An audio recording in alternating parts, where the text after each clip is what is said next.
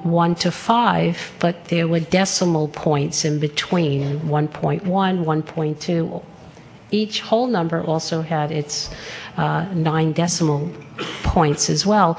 And there was a lot of discussion in the study sections about differences between a 1.2 and a 1.3, when in fact you're talking about granularity here. We're using whole numbers between 1 and 9 to get the reviewers to really talk about big differences between applications. A 1 is considered a perfect, flawless application, and frankly, I haven't heard one yet. And it should be used sparingly, really, to identify the best of the best. And so there were statisticians who told us that if you use 9 integers, 9 whole integers, you may get better discriminability between applications. And so this is new to us. We will evaluate it to see whether, in fact, that is happening. And so the not discussed ones, these are the ones that were considered in the lower half, will not get that number, but they'll certainly have numbers that represent the level of enthusiasm and scientific merit for their applications. This is what the reviewers see. This is a little cheat sheet we give the reviewers of what the numbers may mean to them in verbal description. So the 1 is considered to have the highest impact, and a descriptor maybe this is exceptional research. The other part of this table is what the reviewers are told is to evaluate relative strengths and weaknesses. So there's no mathematical formula for it, but essentially applications that are in the high impact range, the strengths outweigh the weaknesses, and it goes that way accordingly for the rest. And in the English language, it was hard for us even to distinguish what was worse, marginal or poor. They're both pretty bad.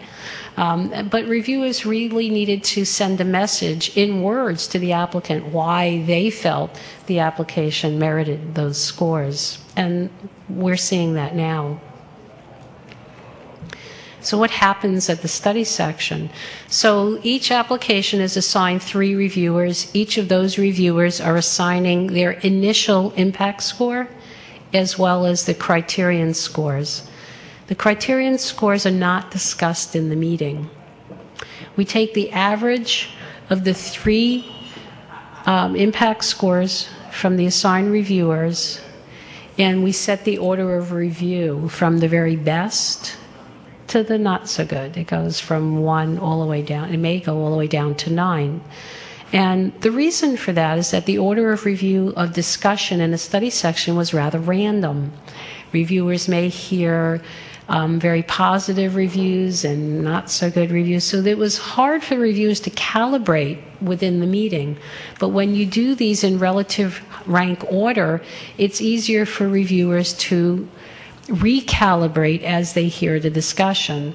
So the initial scores may range from 1 to 9, and you start the discussion with the very best ones. And as you march down the applications, you may hear applications that were even better than the first few that you heard. So you can calibrate your scores accordingly during the discussion.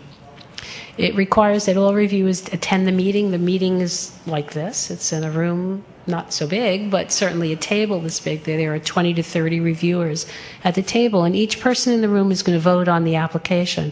And so it allows them to adjust their scores on the applications that they reviewed to the ones that they've already heard. And this seems to be working quite well, actually. The critiques or the summary statements are now in a template form where they were open-ended before, where reviewers could write as much, not usually as little as they want. They tended to write a lot. But some of their narrative wasn't as helpful. So a structured critique was created that conformed to the 5 core criteria. So each reviewer has a box, about a quarter page, for each of the core criteria to provide the applicant with strengths and weaknesses in bulleted form. So they don't have to repeat over and over, what is this experiment about? It should be very clear and very succinct back to the applicant. So the summary statements are shorter, and I'll come back to that. And only the discussed applications get a summary of discussion of what went on in the room. And that's created essentially with the chair of the study section summarizing what the key points were. And again, all applications receive scores, and the not discussed ones receive only the 3 criterion scores for each of the 5 criteria. So this is really quite different than business in the past. This is essentially a timeline slide, and we have done everything except for the last item, which is January 2010 receipt dates. So starting on January 25th, applications will become shorter. The R01 grant application, which currently has a 25-page research plan, is going to 12. And the R21, another popular grant mechanism, is currently at 15 pages, and it's going to 6 pages. And all other mechanisms will be shortened appropriately, and you'll read more about that. All of these changes are published in the NIH Guide for Contracts, and you should be reading it every week. It's updated every week. And that not only will you see these notices, which tells you what's changing, but there are also funding announcements, funding opportunity announcements that are advertised every week there as well. So the shorter application is something that was planned as part of this enhancing peer review process, and the reason the critique was shortened was to be in alignment with the shorter applications and in the same format, so that you have the 5 core criteria in the application now, and those are the same 5 that you'll see critiqued on the summary statement. So these shorter applications, whether they're new applications or revisions or amendments, all have to be short, starting with all submissions of January 25th and beyond. So everything I talked about is actually, and since I can't point with a pointer, on the right-hand gray box, it says peer review. If you click there, that's where all of the updates on what's happening in enhancing peer reviews, all of the new forms and templates will be there as well. If you haven't already, as an applicant, tried to write a short application, I strongly recommend you start practicing now. Because some people find it challenging. The reviewers will find it challenging as well, because not only are they reviewers, they're applicants. So if you didn't write a challenge grant, that's pretty much what it's going to look like. It was short, it was 12 pages, but the new official 12-page applications are very structured. It tells you what goes where. The challenge applications were a little bit more open-ended. So that's all about peer review. I want to shift gears for a moment over to recovery and reinvestment. So we have spent the last few months doing peer review for that as well. And this was a real wonderful gift. This is what our statistics in a little bit more detail look like regarding the applications received for the American Recovery and Reinvestment Act. Under normal conditions for a year, we get about 16,000 applications around. This we have 3 review rounds a year. But for challenge alone, we received 20,894. That's just one program. Another program were the competitive revisions, or the RC2s.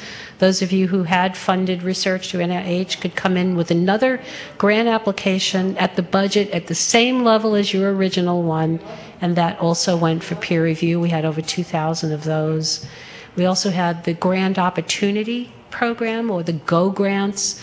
Nearly 2,700 of those came in.